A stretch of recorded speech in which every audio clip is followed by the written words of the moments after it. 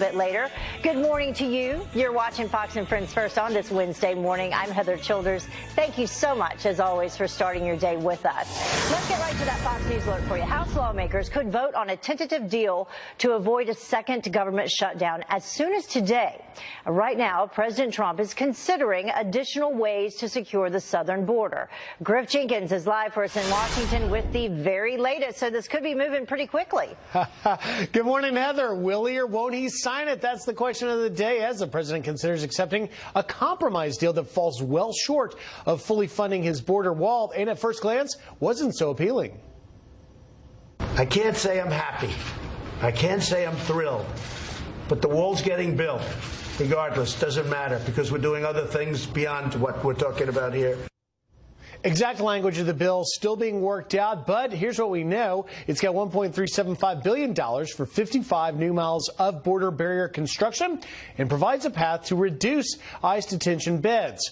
After speaking with top Republican Senate negotiator Richard Shelby, it appears President Trump may be warming up to the idea of taking some money as a start and a way to avoid another government shutdown. I said, Mr. President, this is only a down payment on the wall. And I said, you know, they said you weren't going to get any money. We did get you some money. We got 55. The president says he'll make up the rest of the money from other parts of the government, but Senate Minority Leader Chuck Schumer says not so fast. As for moving around the money, he needs congressional permission to do it. He doesn't have the authority to do it without House permission. Now, the clock is ticking, Heather. He must sign a bill before midnight Friday. Congressional staffers are busy writing this bill so the House and Senate can vote on it as early as today or tomorrow. What remains to be seen is how much pressure is applied by some conservative voices opposed to the deal and how the president handles that in the final decision. Yeah, Heather? We're going to talk with one of those conservative voices, Congressman Scott Perry, coming up shortly to see what he has to say about it. Thank you so much, Griff. Well, while some lawmakers see the latest border deal as a good compromise, former acting ICE Director Tom Homan says that it does not fix our country's immigration problems. I watch Republicans, say what a great deal this is. Look, they're going to put lipstick on a pig. It's still a pig. This is a terrible deal. And for them to stand there and say, hey, look what we've done, it's a shame. They got played and they lost. And like you said earlier, they're funding ICE for 7,000 less beds than they have filled right now, and they're already releasing people. This is going to cost ICE to release criminals. That's just the truth. I hope the president don't sign the bill. And second of all, it's his job to fund the government and to pass legislation. The president shouldn't have to find a workaround because they failed at their job. Well, the president says if lawmakers can't find middle ground and a second government shutdown happens, this time it's on the Democrats. Well, Vice President Mike Pence ripping. All right, so what's in it? Take a look. $2.37 billion total in border security funding, of which $1.375 billion is for, quote, fencing in the RGV sector, $725 million for technology, $270 million for facility improvements. But remember, it does have that path to a reduction in ICE detention beds. But that's not all that's in here. Some highlights, as noted in a press release put out early this morning by one of the architects of the bill, Democratic Congresswoman Nita Lowey, who is the chairwoman of the House Appropriations Committee, says it includes a 1.9% pay raise to federal civilian workers, which she notes, quote, overrides the president's decision to deny them that.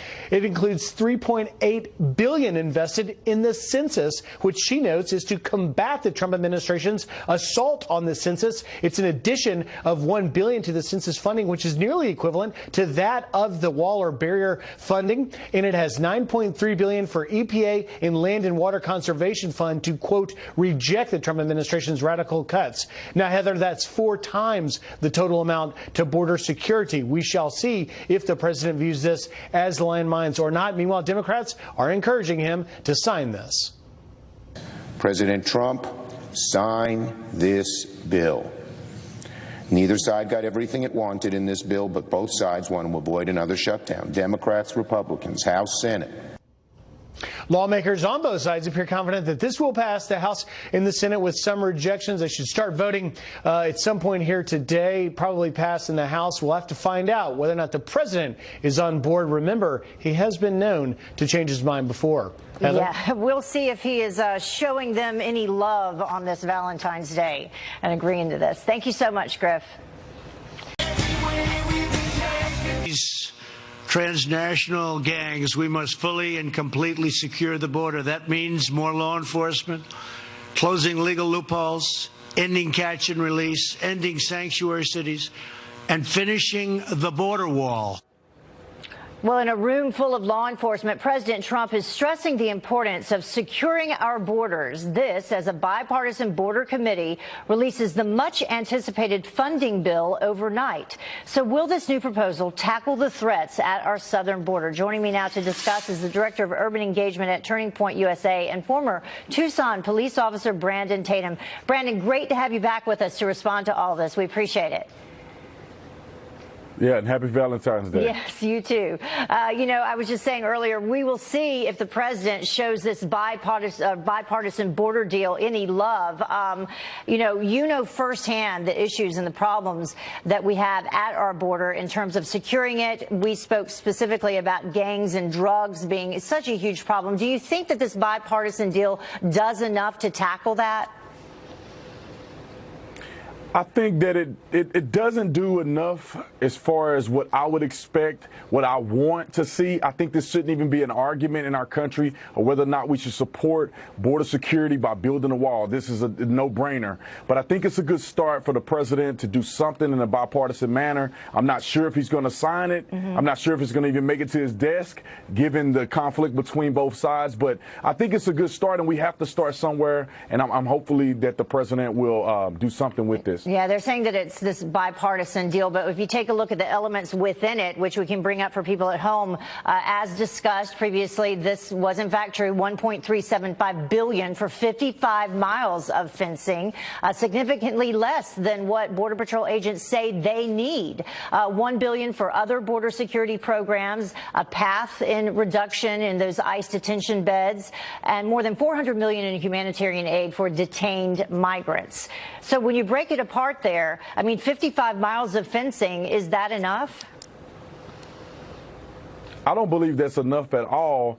I'm very disappointed in the efforts in humanitarian aid when we should be focusing on the humanitarian aid for our citizens in this country. But the president do have a few other options that he can utilize, transferring money from other spendings and doing things of that nature, which I think he's going to take advantage of. And I'm speaking mostly to the emergency order that he would implement, and we could use funding to secure the border. Yeah, declaring the national emergency. You know, border security isn't just about this wall, though. What else needs to be done in terms of that other funding? It's like $2.37 billion for border security as a whole.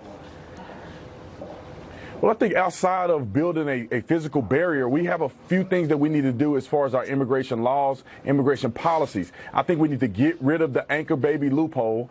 We need to get rid of sanctuary cities. And those things, I think if we implement those and we do it effectively, I think it's going to supplement us adding barriers to the border wall.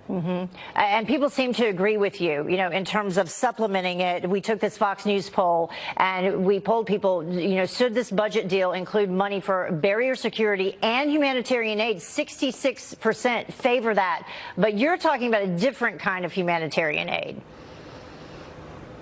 Right. We need things that's going to support our American citizens first. This is our country. This is the things that are most valuable to the people who matter the most is the people in our country. So we need to start there first, and then we can filter out and help other people. But I want to see our country taken serious. I want to see people's issues addressed by our government, and we need to do it now. Yeah, versus the $400 million in this bipartisan deal for detained, $400 million in humanitarian aid for detained migrants, when we certainly need, like you're saying, help here at home. Brandon, thank you so much for joining us. We appreciate it, as always.